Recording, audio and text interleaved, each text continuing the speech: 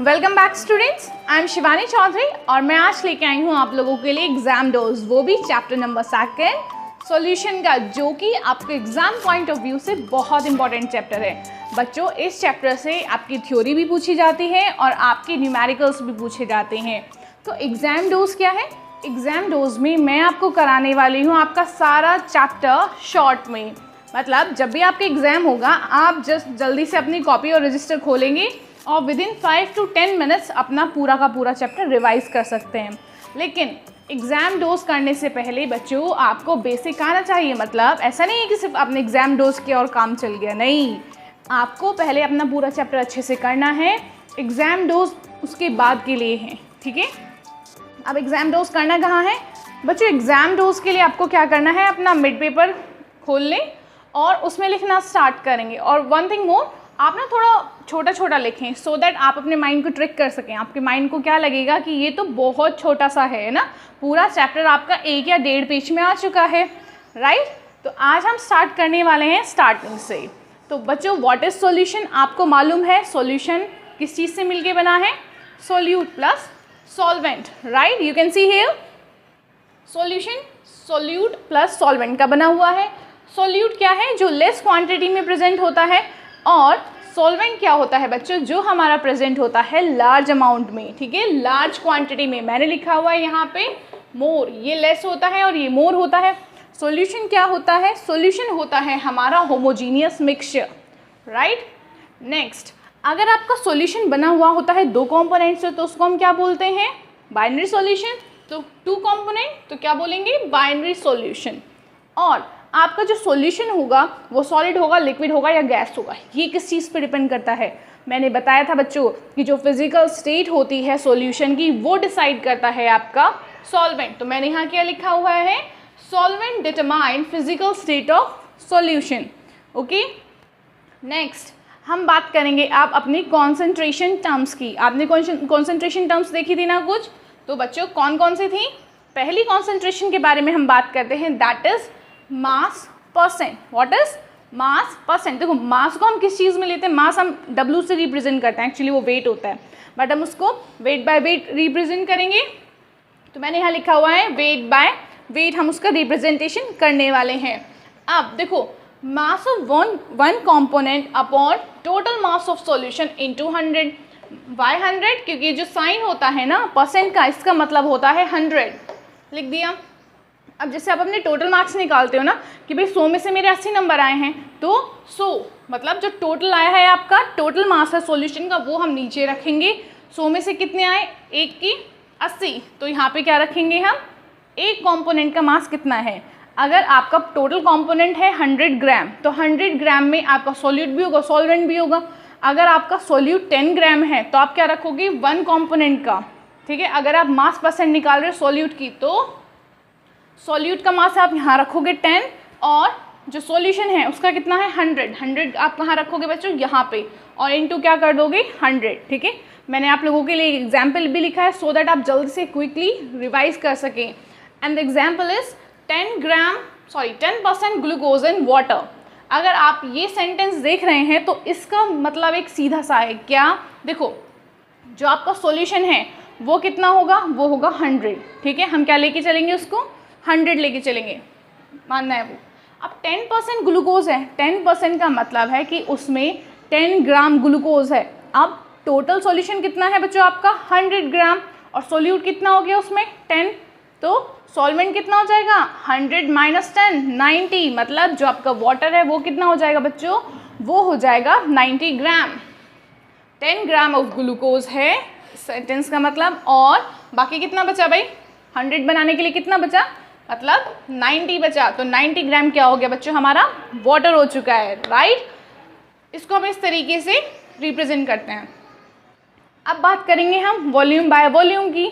अब volume by volume को V bye V करके रिप्रेजेंट करेंगे हम वॉल्यूम परसेंट में, राइट।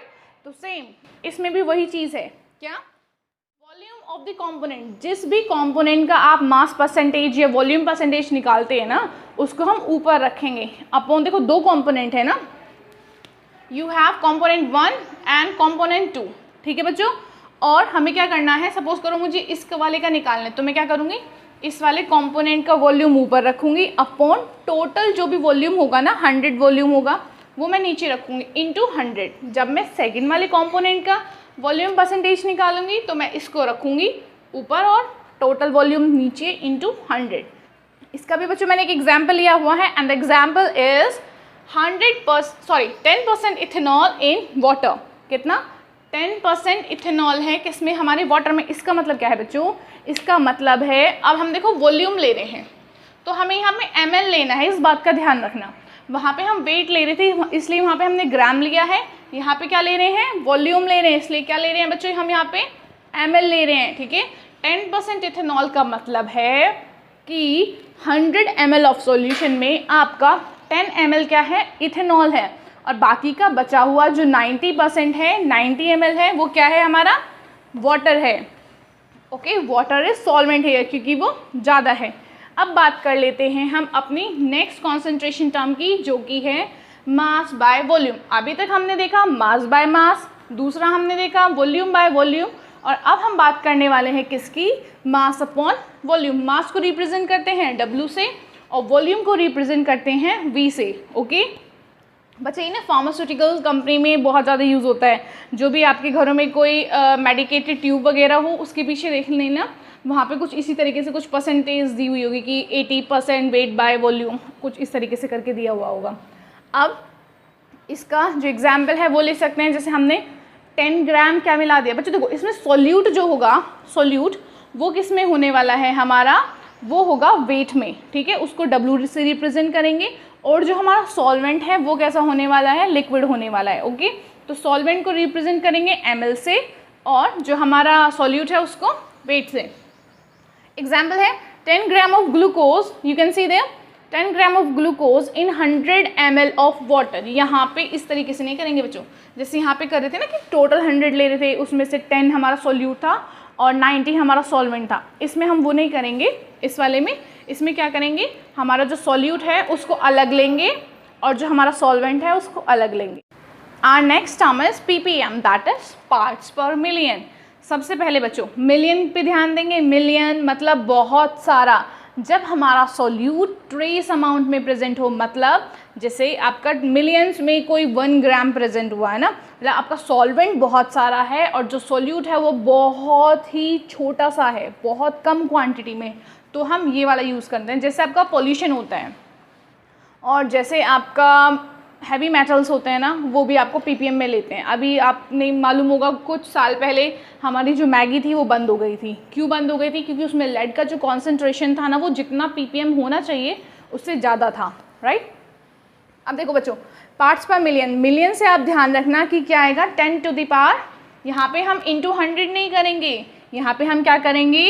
इंटू करेंगे मिलियन से, 10 टू द पावर 6 से करेंगे, राइट। अब number of parts of the component, जो भी आप कंपोनेंट ले रहे हो वो कितना प्रेजेंट है? Total number of parts of all component, आपके बहुत सारे, उसमें बहुत सारे कंपोनेंट में वो छोटा सा प्रेजेंट है। ठीक है, तो जो छोटा सा है उसको आप ऊपर लिखेंगे और जो बहुत सारा है टोटल कितना है वो हम नीचे लिखेंगे, और इंटू किससे करेंगे? 10 टू द पावर 6 से इंटू करने वाले हैं, राइट। अब बच्चों इसको कहाँ देखते हैं? एक एग्जाम्पल है, जैसे NCERT में एग्जाम्पल दिया हुआ है 1 litre of sea water. 1 litre जो सी वाटर होता है वो कंटेन करता है 6 × 10 to the power -3 gram of dissolved oxygen. बेटा ये है 6 × 10 टू द पावर -3 नॉट 3। ठीक है, ऐसे नहीं है, उसको माइनस को इग्नोर नहीं करना, वरना आप करोगे अरे 1 लीटर ऑफ सी वाटर में तो बहुत सारा ऑक्सीजन है। ऐसा नहीं है, राइट, माइनस में है।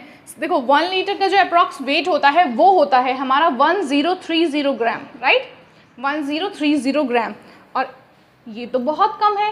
ठीक है, ये है हमारा कितना? ये हो जाएगा अप्रॉक्स 6 माइनस का 3 ना 1 2 3, राइट, इतना ग्राम, मतलब 1030 ग्राम वाटर में कितनी सी ऑक्सीजन प्रेजेंट है? ये तो बहुत कम है, तो हम इसको क्या लेंगे? पार्ट्स पर मिलियन लेने वाले हैं। ओके, और बच्चों हम अपनी नेक्स्ट वीडियो में जो आगे की कॉन्सेंट्रेशन टर्म है मोलारिटी, मोलालिटी, मोल फ्रैक्शन, उनके साथ डील करेंगे। Thank you.